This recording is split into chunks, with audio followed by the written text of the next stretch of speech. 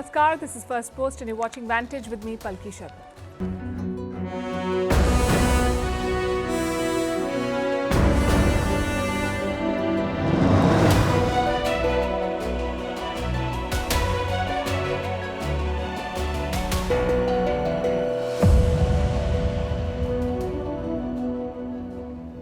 Chinese President Xi Jinping is in Paris, his first trip to Europe since the Wuhan virus pandemic. He was greeted by Tibetan protesters and, of course, the French president. We'll tell you what's on the agenda, which other cities are on his itinerary, why are these destinations significant, and what does Xi Jinping hope to achieve. Meanwhile, in Gaza, hopes of a ceasefire fade as people are evacuated from Rafah. Israel has banned Al Jazeera. We'll discuss. Russia is set to conduct nuclear drills. What does it mean? America has a new weapon, an AI-powered F-16 fighter jet. In the UK, Prime Minister Rishi Sunak is on the back foot. His party has suffered a drubbing in local polls. The opposition wants general elections immediately. In the world of music, Taylor Swift has competition from Kim Jong-un. We'll explain. In Chad, they've held an election after 3 years of military rule, but is this the return of democracy? In Kazakhstan, a former minister caught on camera beating his wife to death. The video has caused national uproar. And the story of an orangutan that has healed himself with medicinal plants. It's Monday motivation and the first such recorded case. All this and more coming up. The headlines first. Diplomatic row between Germany and Russia escalates. Berlin recalls its ambassador to Moscow. Germany says Russia targeted members of Chancellor Olaf Scholz's party in a state-sponsored cyber attack. Last week, Berlin had summoned the Russian envoy over this incident.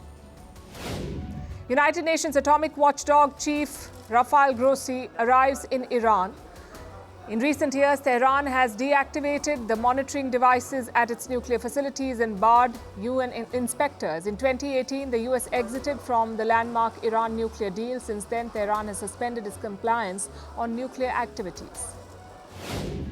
In India, several schools in Ahmedabad received bomb threat emails, but nothing suspicious was found on the premises. Just days ago, more than 100 schools in the national capital region had received similar threats. In both cities, the emails were reportedly sent from the same Russian domain.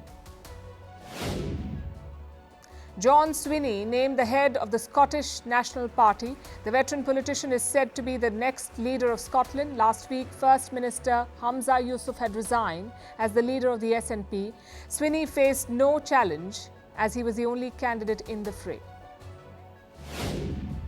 Cannes Film Festival workers threatened to go on strike. They are unhappy over their pay and working conditions. The Cannes Film Festival is due to start in a week's time. The event attracts over 40,000 people every year. Firstpost reports from the world's second largest continent. Hello, I'm Alison Lagrange. A very warm welcome from Durban, South Africa. We get you the news and the newsmakers from Africa. South Africa goes to the polls on the 29th of May. I will track the election and bring you ground reports. Is it the end of the road for the African National Congress? And will former President Jacob Zuma stage a dramatic comeback? From elections to climate change to innovations and opportunities. As the world's attention shifts, we report from Africa, the heart of the global south. Join me every weekday live on Firstpost.